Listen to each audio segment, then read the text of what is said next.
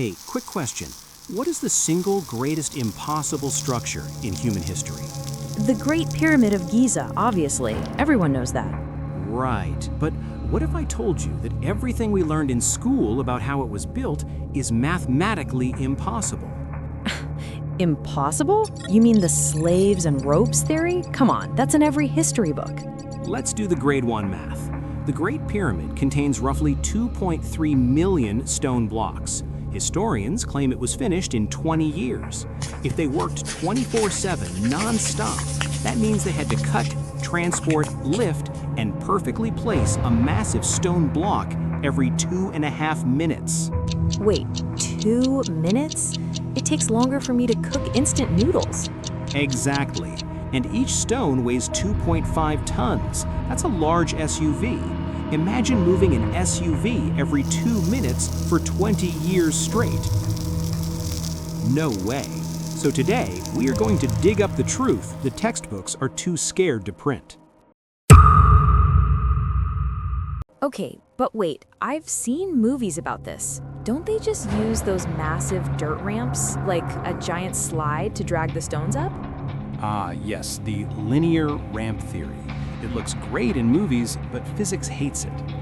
Think about it. To drag a 2.5-ton stone, the slope cannot be steeper than 10 degrees. If it's steeper, gravity wins and the stone slides back down. So to reach the top, this gentle ramp would need to be 1.6 kilometers long. 1.6 kilometers? That's really far. It gets worse. The volume of sand and mud needed to build that ramp would be larger than the pyramid itself. No way. So they would need to build a fake mountain just to build the real pyramid? Exactly.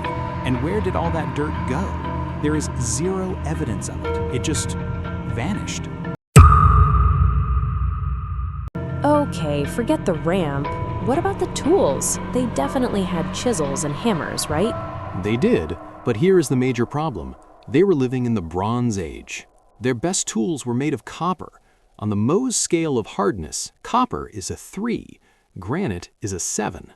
I'm not a geologist. What does that mean exactly? It means trying to cut granite with a copper chisel is like trying to cut through solid steel with a plastic spoon. Okay, that sounds ridiculous. It is. Look at this photo.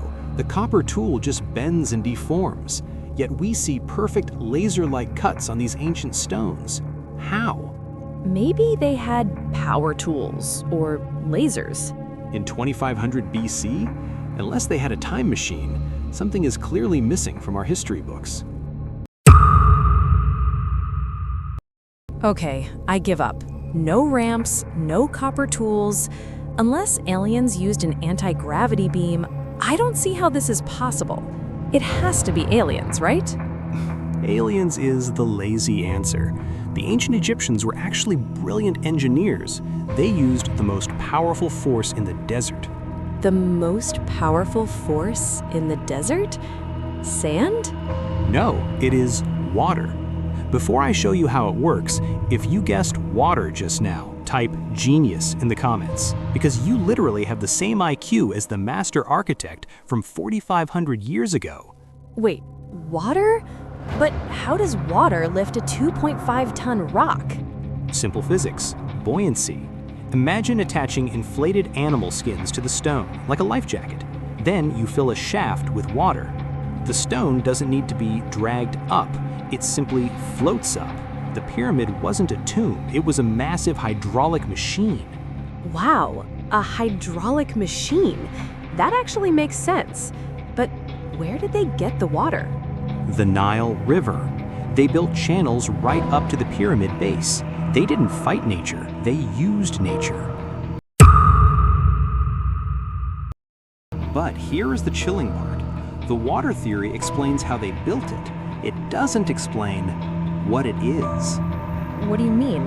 It's a tomb for the pharaoh. That's what I was taught. Is it?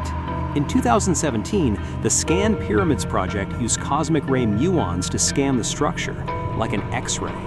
They found a massive, sealed, empty space above the Grand Gallery. They call it the Big Void. A hidden chamber? How big is it? It is 30 meters long, big enough to park a passenger airplane inside, and it has been sealed shut for 4,500 years. That actually gives me goosebumps. Has anyone gone inside? No one. We don't know what's in there. But look at the Grand Gallery below it. It is steep, narrow, and 8.6 meters high. It doesn't look like a hallway designed for humans to walk in.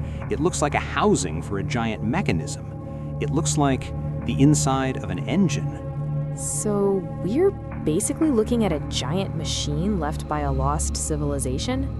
Perhaps, and we are just monkeys trying to figure out how the spaceship works.